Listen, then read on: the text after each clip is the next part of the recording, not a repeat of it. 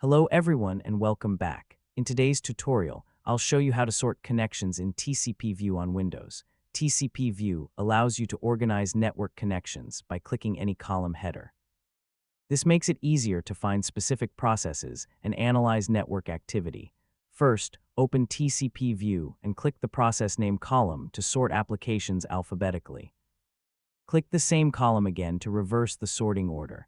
Next, click the state column to group connections based on their current status, such as established, listen, or close wait. You can also sort by local address, remote address, or process ID to quickly locate the information you need. Sorting does not change or close any network connections.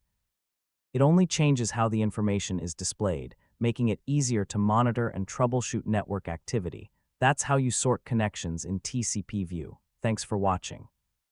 If you found this guide helpful, don't forget to like, subscribe, and I'll see you in the next tutorial.